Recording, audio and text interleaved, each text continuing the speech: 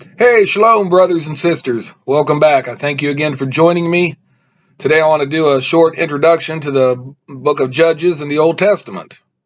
The Old Testament, is just as valuable as the New Testament. They go together like bread and butter. So, anyways, I'm gonna give you the introduction, of course, and it says the composition date was around 1050 before the Common Era. Now, while the author is unknown, tradition, along with the Jewish Talmud, credits authorship to Samuel. The book of Judges is the second of 12 books categorized as history. The name of the book derives from the Hebrew Shofetim, meaning to judge. Judges covers 300 years of Israel's history, from the death of Joshua through the birth of Samuel. It describes a time of uncertainty, turmoil, and rebellion by Israel. In the absence of strong leadership, Israel quickly fell into apostasy and bondage. First, Israel made leagues with the Canaanites, which you can find in chapter 2, verse 2, which Yahweh prohibited. This led to intermarriage with them. You can find that in verse 3, or chapter 3, verse 6, followed by acceptance of their worship, complete apostasy, and the judgment of humiliating captivity. You can find that chapter 2, verse 14, and chapter 3, verse 8.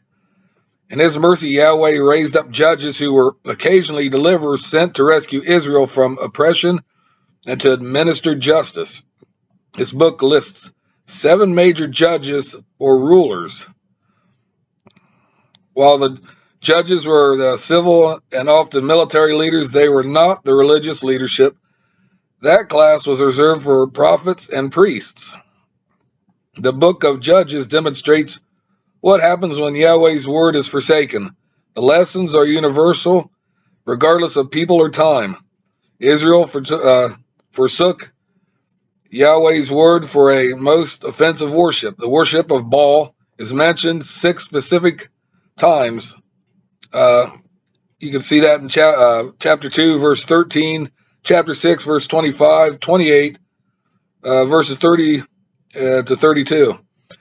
The book also reveals the consequences when strong, righteous leaders is missing and the people neglect their faith in favor of personal fleshly advantages. Yahweh had warned Israel to eliminate the nations of Canaan, knowing the dangers their religion and sin posed. Israel failed to listen. Incomplete mastery of wickedness at the start always results in constant trouble for it afterwards. Defeat is often the result. Failure through compromise is the overall theme of the book of Judges. And the book of Judges, of course, has 21 chapters in it. And I encourage you, the Bible students and everything, if you've read, studied it a little bit here and there, why don't you revisit it and read up on it again? And, it's got a rich history and it's lessons to be learned in it. It's not like, of course, Samson in it. It's got Deborah. Deborah was a strong prophet. Gideon, of course, and there's others too. Samuel was last of the judges. He's a prophet, and he's the one that anointed King Saul and later King David. And I just think it'd be just a good Bible lesson for you guys. If you know it or if you're unfamiliar with it, just get in there, dive into pages, and familiarize yourself with it. And I hope the best for you. And I thank you again for joining me.